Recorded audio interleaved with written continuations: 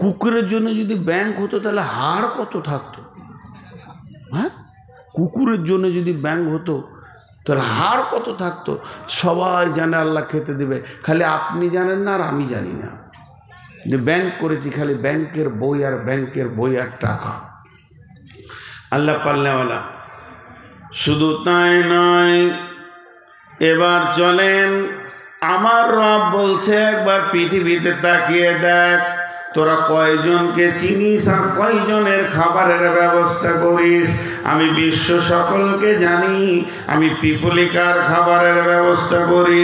এই পর্যন্ত নয়, আল্লাহ রাব্বুল আলামিন বলছেন আমার ডেলিভারির নিয়মটা খালি একবার দেখিলিস।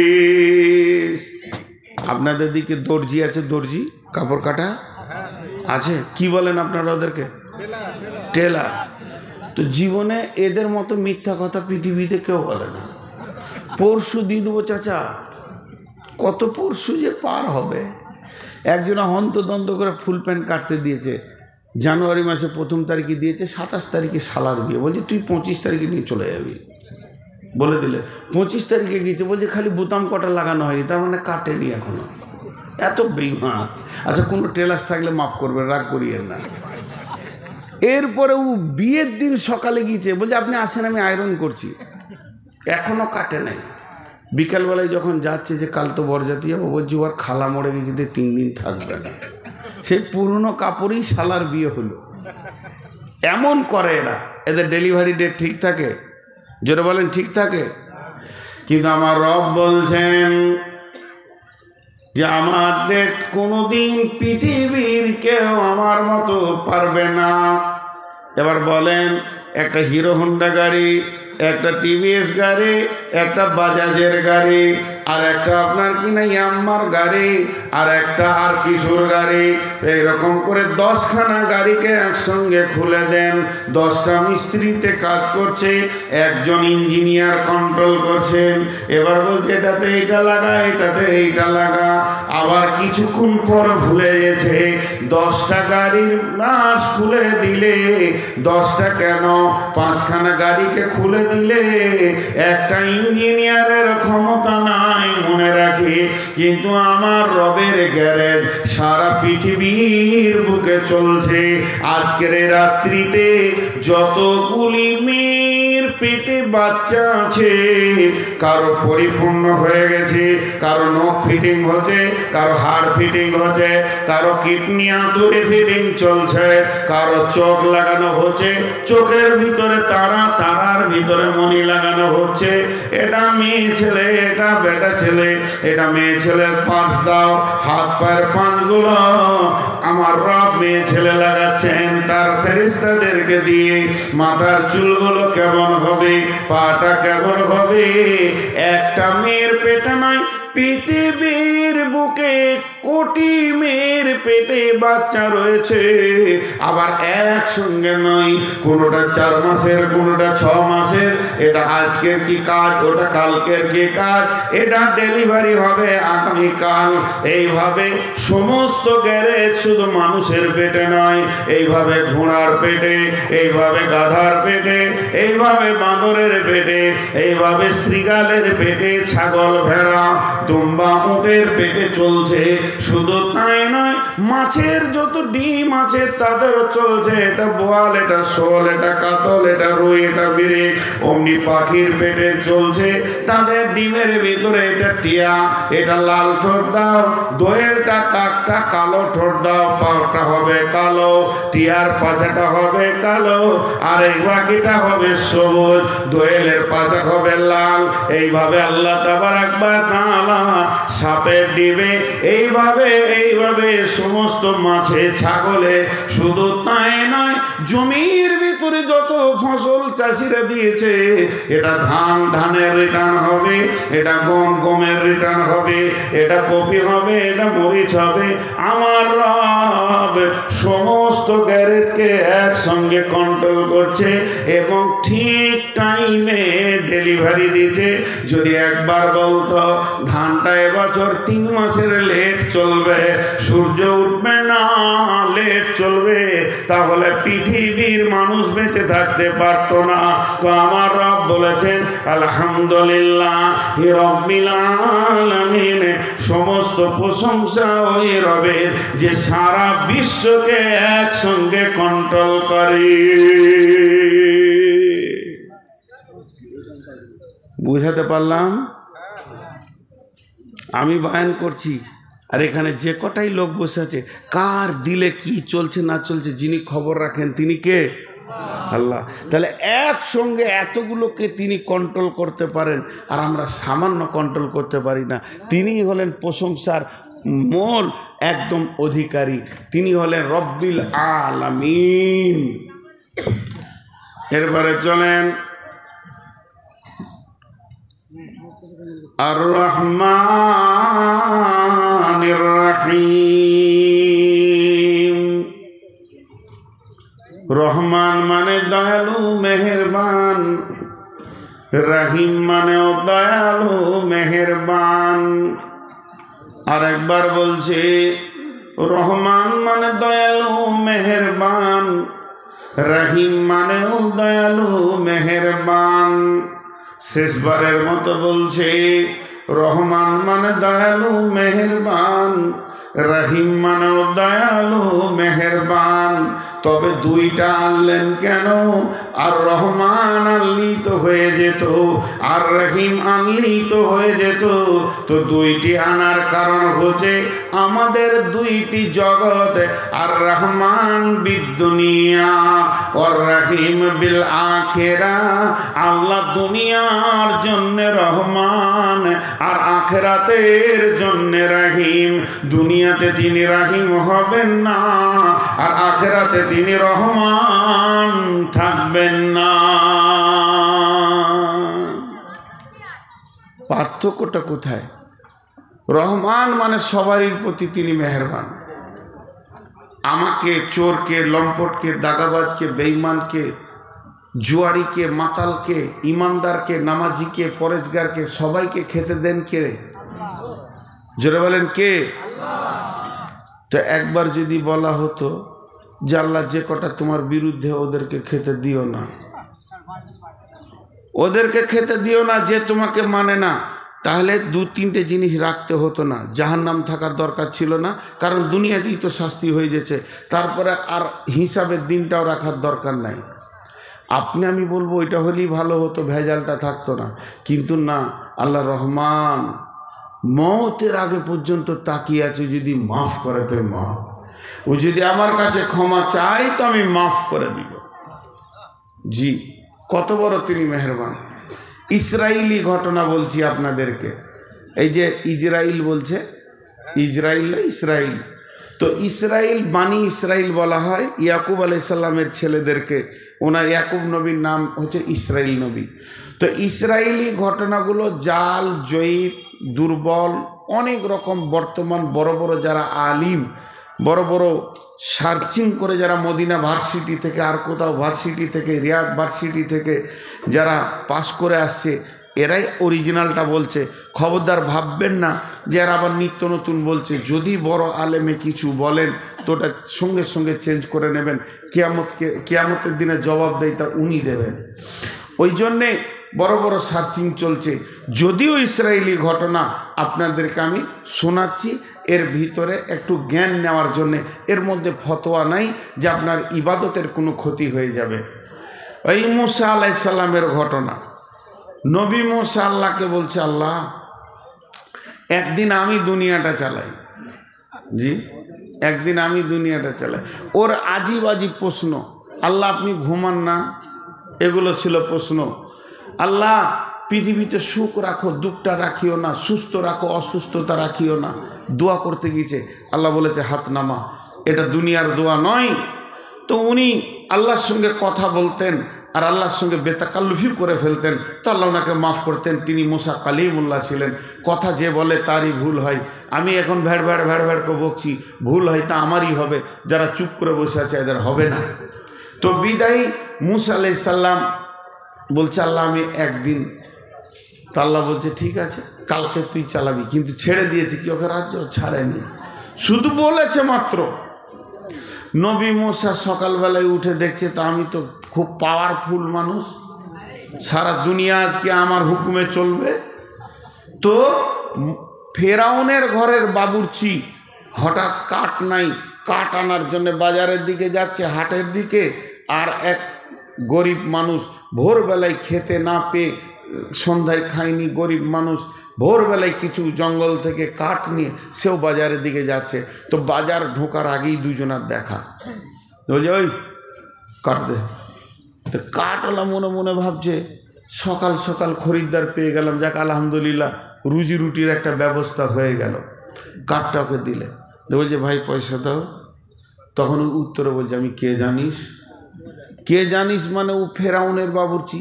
আর ফেরাউনকেও আল্লাহ বলে, আল্লাহকে তো আল্লাহ বলে না। তো ওর দাবি হচ্ছে আমি স্বয়ং আল্লাহর বাবুর্চি, আর তুই আমার কাছে পয়সা চাইছিস, মানে এটা এই পাওয়ারে বলছো। বলে কে জানিস? বলে কে? বলে আমি আল্লাহর বাবুর্চি। তো নবী মুসা ওইখানে বসেছিল, উঠে যে বলছে তুই কার বাবুর্চি দেখার দরকার নাই, পয়সাটা দে। বুঝেছেন? পয়সাটা দে। খালি বলে দিয়েছে একবার তুই কে, তুই আবার কে? বলছে আমি কে। এরকম করে কিল ধরে মেরেছে ওর পেটে। যেই মেরেছে লোকটা সঙ্গে সঙ্গে মারা গেল। যখনই মারা গেল নবী মুসা বলছেন আল্লাহ আমাকে আর দুনিয়া চালাতে হবে না, আপনার দুনিয়া আপনি চালান। আমি একটা অন্যায় দেখেছি, একটা মার্ডার করেছে। আমি যদি সারা দিন দায়িত্বে থাকি লোক জানাজা করে ক্লান্ত হয়ে যাবে, এত মার্ডার হবে। তুমি রহমান, আসমান থেকে সারা পৃথিবীর জুয়ারি তাস মাতাল লুডু দাবা যত বেঈমান লুচ্চা লম্পট রান্ডি বেশ্যাকে দেখছো, তারপরও উদার দিলে তাদেরকে মাফ করার নিয়তে তুমি রব কিয়ামত পর্যন্ত মাফের দরজা খুলে রেখেছো এবং তাদের মত পর্যন্ত অপেক্ষা করছো। এত মহব্বত, এত ধৈর্য আমাদের হবে না। ও আমার রব, আপনি আপনার দায়িত্ব ফেরত নেন। অতএব আল্লাহ এমন একটি মেহেরবান, গুনার সঙ্গে সঙ্গে যদি আল্লাহ আযাব দিতেন তাহলে কি করে তিনি রহমান হতেন। এই জন্য আমার রব পৃথিবীর বুকে চোর লম্পট দাগাবাজ বেঈমান জুয়ারি মাতাল ইমানদার নামাজে পরেজগার তাহাজ্জুদ পড়নেওয়ালা সবকে আমার রব রুজি দেন, সমান নজরে দেখেন। কিন্তু অপেক্ষা কর আমার কাছে আসা পর্যন্ত। যেদিন কিয়ামত হবে সেই দিন কিন্তু এক নজর থাকবে না।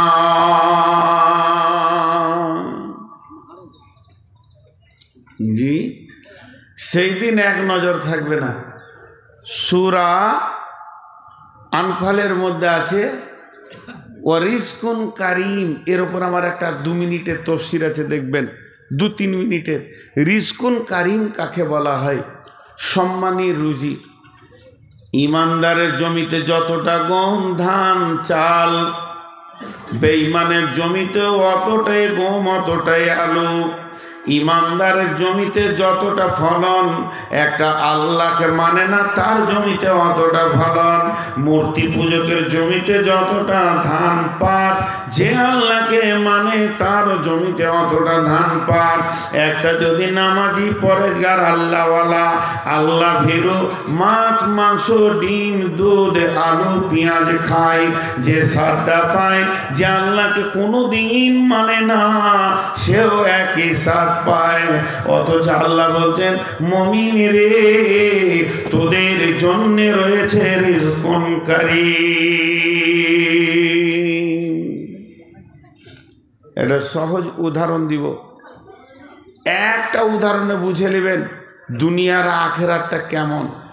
জি, একটা লোক বাজার থেকে 2 কেজি মাংস নিয়ে এসছে। ওর একটা দোকান আছে, দোকানে মাল কিনতে গেছে বাজারে করিমপুর। ওখান থেকে 2 কেজি খাসির মাংস নিয়ে এসছে। বিবিকে বলেছে রান্না করো।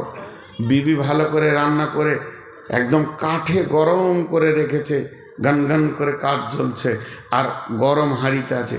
এবার ও খেতে বসেছে, এইদিকে বারান্দায় বসে খাবার ভাত নিয়ে বসে আছে, আর বিবি বাটিটাকে চামচটাকে ধুতে গিয়েছে কলের কাছে, আর কুকুরে মুখ ভরে দিয়েছে, 2 পিস নিয়ে চলে গেল। ওর কত রাগ হবে?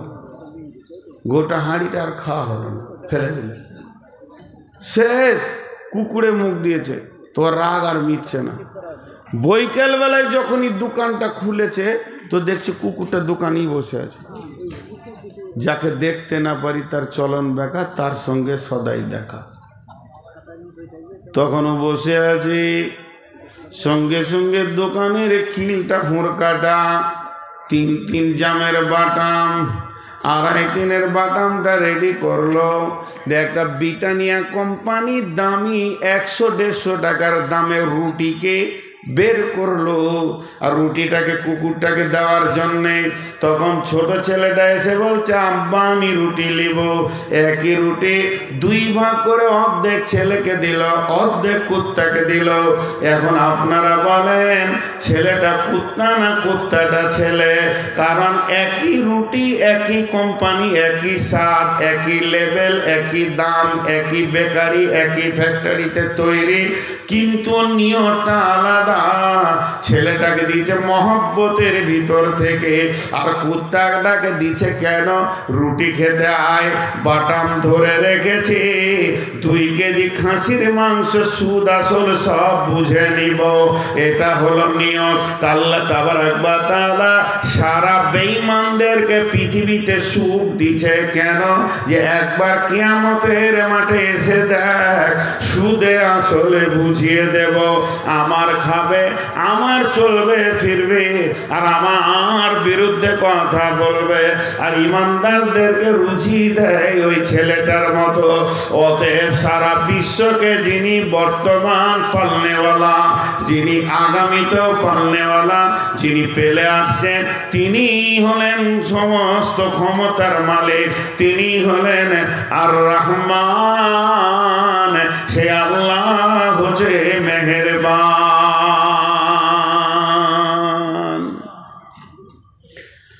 দুনিয়া শেষ, চলেন কিয়ামতের মাঠে যাই। আল্লাহর নাম রহমান থাকবে না। যদি আল্লাহর নাম সেদিন রহমান থাকতো, আজকে যেমন বেঈমান, মুশরিক, কাফের, মুনাফিক সবাই খেতে পেয়েছে, ওইভাবে সবাই জান্নাতে চলে যেত। সেদিন আল্লাহর নাম হয়ে যাবে রাহিম। রহিম, রাহিম মানেও মেহেরবান। মেয়েদের পেটে যেখানে বাচ্চা থাকে ওইটাকে ওই জন্যে রেহেম বলা হয়, রহমের জায়গা, রহমের থলি। সেটা ভালো নাম হচ্ছে জরায়ু বাংলাতে বলে, কিন্তু ওটা আরবিতে বলে রেহেম। রেহেম মানে বাচ্চার থলি। কেন? আপনার গ্রামে একটা 1.5 বছরের ছেলে আছে, ছেলেটা যেদিন জন্ম নিয়েছে মা দেখেনি, মা মারা গেছে। আবার সেই দিনই বৈকালে বিয়ে করে এনেছে, 1 বছর পর তার সন্তান হয়েছে। এই ছেলেটার বয়স 2 বছর, আর ওই ছেলেটা বয়সে 1 বছর থেকে 1.5 বছর। 2টি ভাই একই সঙ্গে, মা একটা মারা গেছে। 2 বছরের ভাইয়ের মা নাই, আর 3 বছরের ভাইটার মা নাই, কিন্তু 1.5 বছরের একটা মা আছে। এইটা হলো ওর সৎ মা, কিন্তু বাপ একটা, শুক্রাণু একটা, রক্ত একটা, পিতা একটা, সব সিগনেচারে 2 জন বাপের নাম এক লিখবে। কিন্তু বন্ধুরে, মা হলো 2টা, একটা এর পেটে হয়েছে, রেহেমে হয়েছে, আর একটা অন্য জনের পেট থেকে হয়েছে।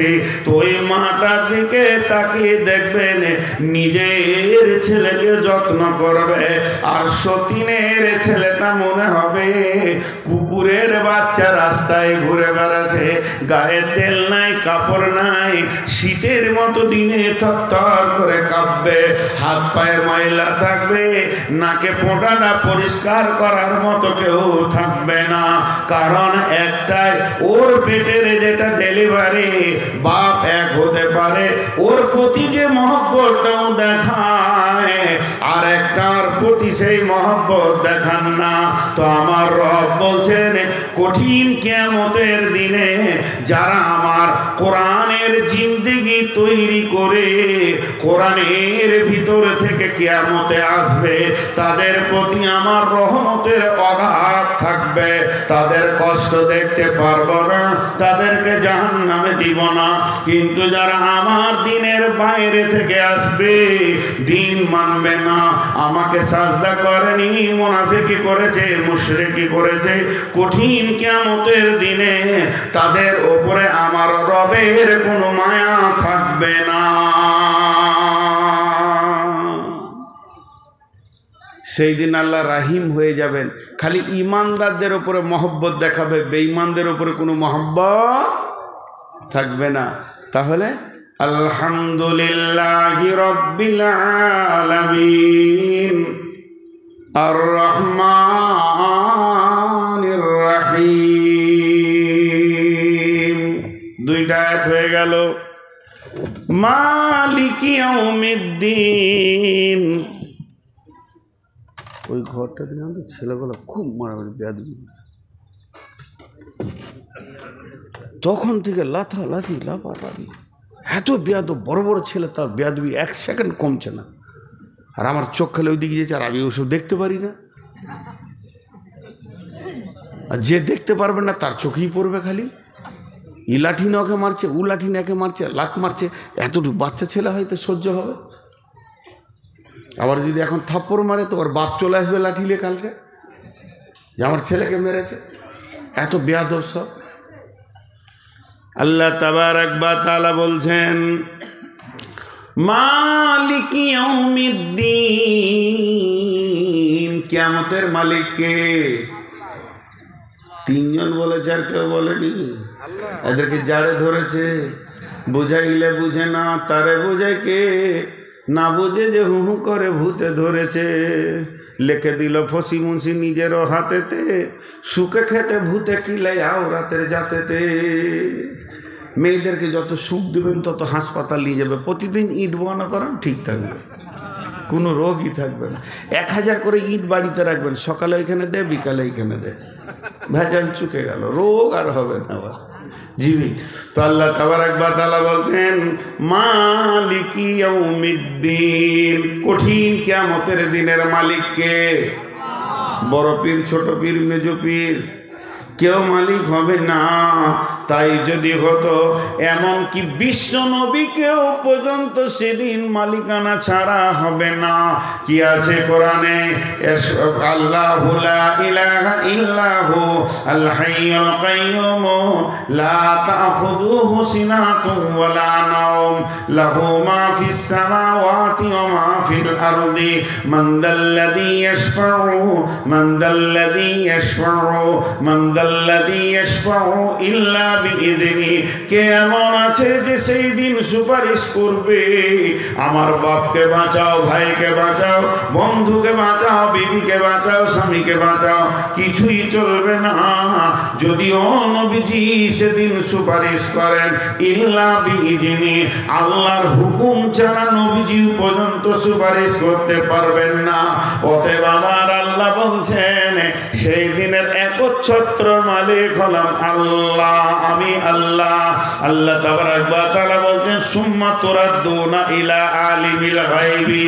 এখানে দুটো ছেলে ঝগড়া করেছে মাদ্রাসায়, আমি মাদ্রাসার হেড মাওলানা, আমি ছিলাম হাটে। দুইটা ছেলে কাঁদতে কাঁদতে আসলো, কি হয়েছে বল? একে একবার বললাম, ওকে একবার বললাম, ব্রেন দিয়ে মেজারমেন্ট করলাম, কার ভুল হতে পারে কার না হতে পারে। দুইজনকে লাঠি করে দুইবারই দিয়ে বললাম যাই পড়তে বস। কিন্তু বন্ধুরে, এটা তো আল্লাহর ক্ষেত্রে নয়। আপনার সঙ্গে যদি আমার সারা জীবন লড়াই চলে, তারপরও আমার রবকে উকিল লাগবে না। প্রকৃত দোষীকে আর ঘটনা কি কি কি কি ঘটেছে গোপনে প্রকাশে তিনি আমার রব সব তিনি জানেন। তাই আল্লাহ বলছেন সুম্মা তুরাদ্দুনা ইলা আলিমিল গায়বি ওয়াশ শাহাদাতি, এমন একজনের কাছে কিয়ামতের দিনে দাঁড় করানো হবে। তুমি কি করেছো এটা জিজ্ঞেস করতে হবে না, তুমি কি করেছো এটা জিজ্ঞেস করতে হবে না, ই তোমার বিরুদ্ধে কি বলেছে এটাও বলতে হবে না, উই তোমার বিরুদ্ধে কি বলেছে এটাও বলতে হবে না। তিনি সবই জানেন, তিনি আলিমুল গায়ব, তিনি ক্ষুদ্র থেকে বৃহৎ পর্যন্ত খবর রাখেন। ফায়ুনাব্বিউকুম বিমা কুনতুম তা'মালুন, তিনি তো বয়ান করবে তুমি গোপনে প্রকাশ্যে এই কাজগুলো করেছো, তুমিও গোপনে প্রকাশ্যে এই কাজগুলি করেছো। অতএব বন্ধুরে, আমাদেরকে লম্বা লম্বা পাঞ্জাবি আর টুপিওয়ালা দেখছেন, আমাদের ভিতরে নোংরা নোংরা কাবিরা গুনাহ ঢুকে আছে। সেদিন যদি প্রকাশ হয়ে যায়, হযরত উমরকে বলা হলো, হযরত উমর একদম মরুভূমির প্রান্তে যাচ্ছিলেন, সাহাবীরা সঙ্গে ছিলেন।